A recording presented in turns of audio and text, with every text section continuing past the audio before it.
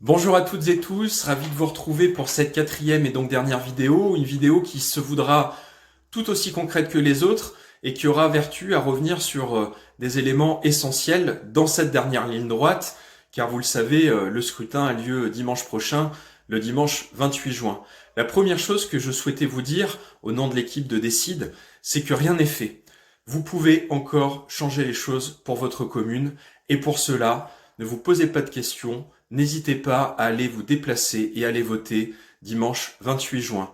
Les conditions de sécurité sanitaire sont réunies, donc il est encore tout à fait possible de pouvoir inverser la tendance et de pouvoir justement impacter pour les 6 prochaines années. Nous comptons sur vous. Je voulais aussi vous dire que vous pouvez compter sur cette équipe qui se trouve derrière moi et que je vous remontre. Des citoyens engagés qui ont des domaines d'expertise et qui n'aspirent qu'à une chose, porter des projets, porter un programme. Le programme, justement, nous agirons concrètement sur une alimentation saine et bio pour l'ensemble de la collectivité. Nous veillerons à l'accessibilité des personnes empêchées ou des personnes handicapées. Nous ferons évoluer la maison communale de santé en maison de santé pluriprofessionnelle pour une offre de soins de qualité en adéquation avec les besoins de la ville de Soyaux. Nous vous associerons dans nos décisions grâce à votre participation active au sein des commissions municipales. Nous faciliterons vos accès et vos démarches administratives en mettant en place 2 guichets géographiques, un sur le quartier du Champ de Manœuvre et un sur l'avenue du Général de Gaulle, pour que vous n'ayez plus qu'un seul interlocuteur pour effectuer l'ensemble de vos démarches administratives. Nous allons concrètement œuvrer pour développer les mobilités douces. Nous sommes plusieurs à utiliser quotidiennement le vélo et ça sera d'ailleurs un facteur très impactant sur la régulation globale de la route et de la vitesse. Nous renforcerons la tranquillité publique par des leviers de prévention, par une remobilisation de la police municipale et par l'implication de chaque citoyen et de chaque citoyenne avec cette veille bienveillante au sein de Soyaux. Nous créerons une pépinière associative où nous faciliterons le travail administratif des associations avec une personne ressource et nous porterons et coordonnerons des projets au long terme, au moins sur 3 ans et pas année après année. Nous élaborerons un projet éducatif cohérent de la plus petite enfance jusqu'au lycée. Nous continuerons à promouvoir une offre culturelle de qualité qui s'adresse à l'ensemble des publics, à l'ensemble des habitants et des habitantes de la commune.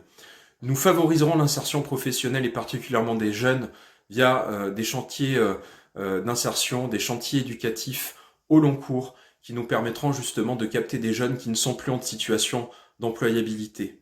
Nous favoriserons l'installation de nouveaux commerces de proximité, nous animerons justement les débats, les échanges et l'offre commerciale au sein de la ville de Soyaux. Nous continuerons à aménager les espaces importants. On parle de l'avenue du Général de Gaulle. Nous sommes convaincus que nous pouvons y faire des actions fortes, comme un vide-grenier par exemple, et puis également le parc des Brandes, que nous allons continuer à développer, et également le parc Allende, ainsi que l'ensemble des bois qui relient les 2 parties de Soyaux et qui est quelque chose qui revêt beaucoup de symboles. Nous irons à la rencontre des personnes isolées et âgées en proximité. Et enfin, nous donnerons à Soyaux sa juste place au sein de l'agglomération de Grand Angoulême. Voilà ce que je voulais vous dire. Je voulais aussi revenir sur une chose fondamentale.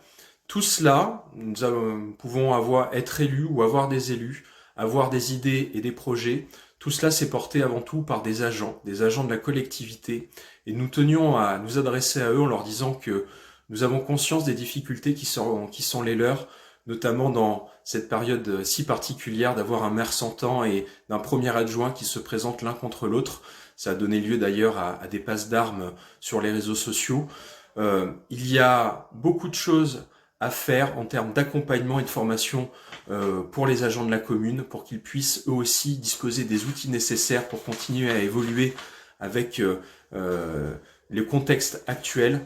Et surtout, nous avons conscience que l'ambiance vient impacter leur capacité de travail et la qualité du travail qui peut être fait. Donc nous ne rentrerons pas dans un débat polémique, simplement, à vous les agents de la commune, vous serez au cœur de la politique municipale Et je pense que c'est sans doute le plus important car c'est vous qui porterez ces projets.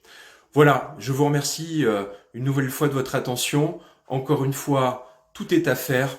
Nous comptons sur vous. Je vous donne donc rendez-vous dimanche 28 juin. En attendant, prenez soin de vous.